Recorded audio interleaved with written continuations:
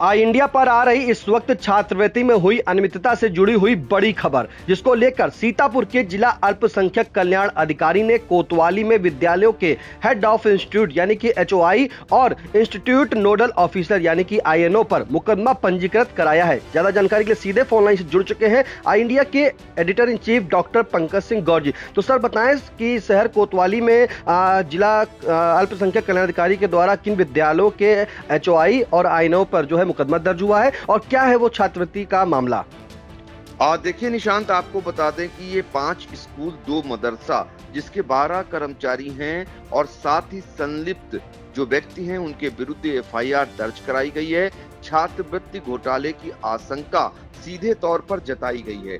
चूंकि ये जांच की गई थी, जांच के बाद ही ये पाया गया और ये ऐसा लगा प्रथम दृष्टया कि यहाँ पर जो है छात्रवृत्ति इसमें घोटाला हुआ है। इसके बाद ये एफआईआर दर्ज कराई गई है। जिला अल्पसंख्यक अधिकारी हैं नरेश यादव, उनकी ओर से शहर कोतवाली में ये एफआईआर दर्ज हुई है। दरअसल अल्पसंख्यक मंत्रालय भारत सरकार द्वारा संचालित छात्रवृत्ति योजना अंतर्गत जांच में संदिग्ध ये लोग पाए गए हैं।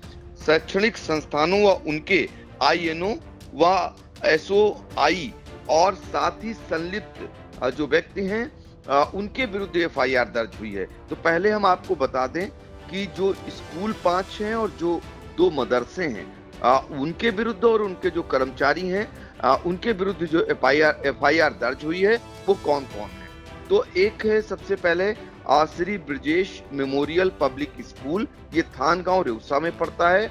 यहाँ के आईएनओ जो हैं सचिन, इनके विरुद्ध और विजय प्रसाद एचआईओ इनके विरुद्ध एफआईआर दर्ज हुई है। इसी तरीके से श्रीमती माया देवी स्मारक पब्लिक इंटर कॉलेज सिधौली, इनके जो आईएनओ हैं सचिन गौतम और एचओआई ऋषिनाथ शुक्ला, इनके विरुद्ध एफआईआर दर्ज हुई है। गौतम सर आईएनओ, हाँ जी, तो इनके विरुद्ध दर्ज हुई है।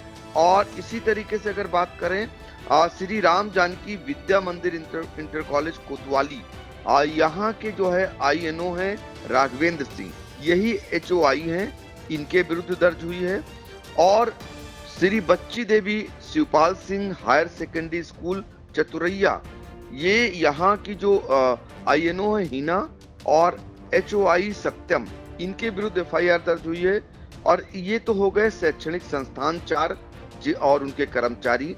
इसके अलावा मदरसा हजरत जो है ये मदरसा हजरत गुजारुल उलूम, यहाँ के जो है आईएनओ सत्येंद्र जोशी और एचओआई सुनील कुमार श्रीवास्तव।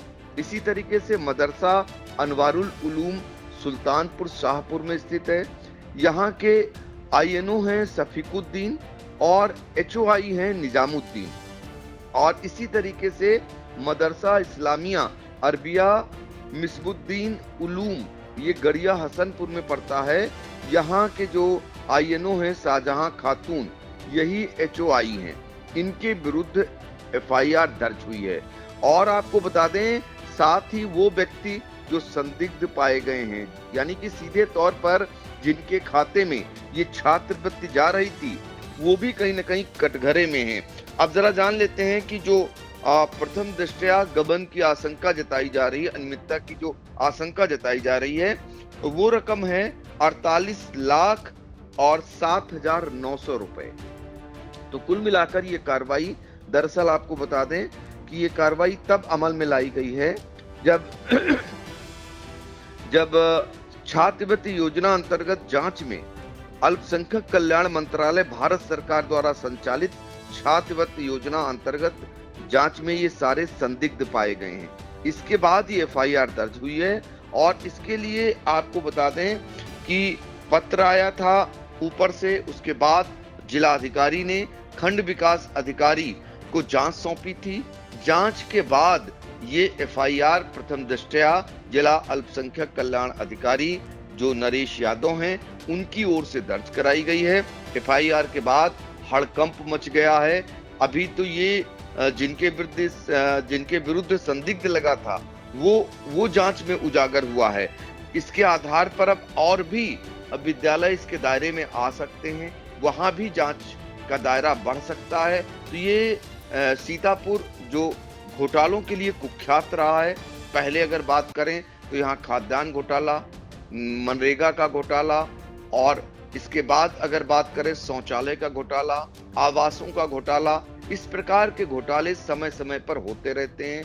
कई बार कार्रवाइयां होती हैं, कई बार दोषियों को कहीं न कहीं बचाया जाता है, जिसकी परिणति ये होती है कि जो घोटालेबाज हैं वो फिर कुछ दिनों बाद इस तरीके के घोटालों को अंजाम दे देते हैं। सबसे बड़ी बात है, जो लोग निगरानी, जिनकी जिम्मेदारी होती है निगरानी करने की, वो कहीं न कहीं शिथिल पड़ जाते हैं या संलिप्त हो जाते हैं, तभी ये घोटाले इस तरीके से सामने आते हैं। क्योंकि ये पिछले सालों का है, जहां गबन की आशंका जताई जा रही है, तो जाहिर सी बात है जिनके कंधों पर इनके निगरानी की जिम्मेदारी थी वो क्या कर रहे थे। अगर इस तरीके से इनके द्वारा मनमानी की गई है तो अपने आप में बड़ा सवाल है।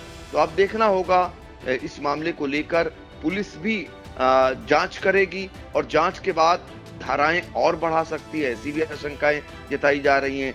तो एक बड़े घोटाले की आशंका है, इसका दायरा और भी बढ़ सकता है। अगर और भी संस्थानों में जांच हुई तो ये आशंकाएं जताई जा रही हैं।